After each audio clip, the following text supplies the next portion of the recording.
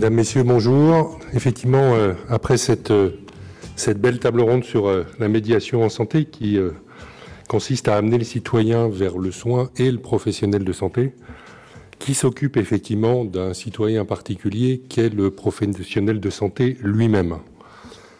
C'est la mission que s'est donnée la Mutuelle nationale des hospitaliers depuis plus de 65 ans.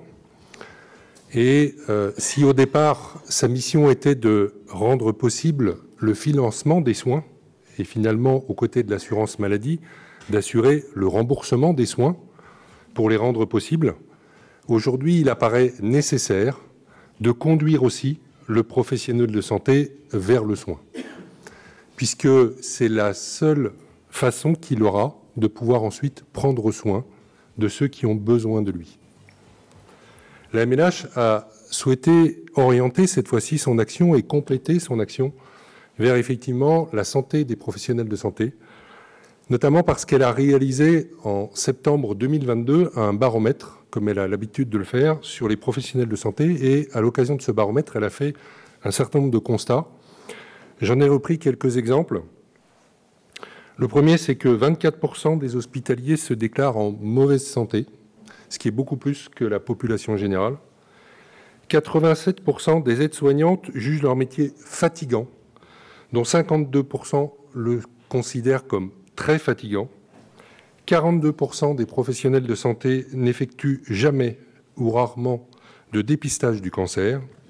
Et enfin, 13% des hospitaliers déclarent avoir une consommation quotidienne de psychotropes. Ces chiffres sont confirmés également par les états constatés sur l'absentéisme des professionnels de santé, puisque l'année dernière avait été constaté que les professionnels de santé, et les hospitaliers notamment, sont absents en moyenne 15,5 jours par an pour des raisons de santé, soit 4 jours de plus que la moyenne des salariés du privé, tous secteurs confondus. Il nous a paru donc important de focaliser encore plus que par le passé l'action de la MNH sur la conduite des professionnels de santé vers le soin, vers leur parcours de santé. Alors nous avons décidé de focaliser nos actions selon 4 axes principaux. Le premier, c'est d'abord de produire de la connaissance, parce que finalement, les professionnels de santé ne connaissent pas bien leur propre santé et les établissements de santé ne connaissent pas bien la santé de leurs employés. Donc l'idée, c'est de produire et de partager une meilleure connaissance sur l'état de santé de ces professionnels afin de pouvoir agir sur les bons facteurs et les bons déterminants. La deuxième chose, c'est d'orienter finalement les actions historiques de prévention de la mutuelle, mais également de l'ensemble des acteurs qui contribuent à ces solutions de prévention vers les professionnels de santé et encore une fois vers les bons facteurs et les bons déterminants.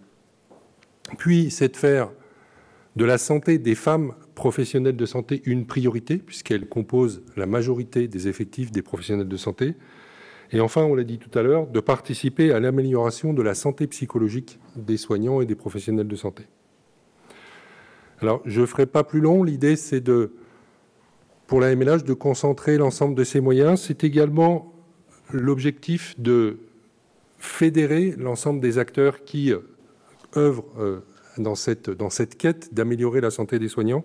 Je voudrais citer l'employeur, les organisations syndicales, les ordres professionnels, les services de santé au travail, etc., de manière à globaliser et à fédérer, mettre en résonance l'ensemble des initiatives qui peuvent se produire ça et là et qui ont besoin d'être mis en valeur. C'est une des raisons pour laquelle nous avons créé la Fondation MNH, c'est de mettre en valeur les actions sur le système de santé et on va les focaliser encore plus sur les professionnels de santé dans les années qui viennent. Philippe en aura l'occasion d'en parler tout à l'heure. Et puis, c'est plus globalement de fédérer à travers nos élus, nos correspondants sur le terrain, les collaborateurs de la MNH qui œuvrent sans relâche pour améliorer l'action de la Mutuelle nationale des hospitaliers vers cette logique de la médiation en santé pour les professionnels de santé. Voilà, j'en dirai pas plus. Je vais laisser la parole à nos intervenants sur cette table ronde qui, vous l'avez compris, me tient à cœur.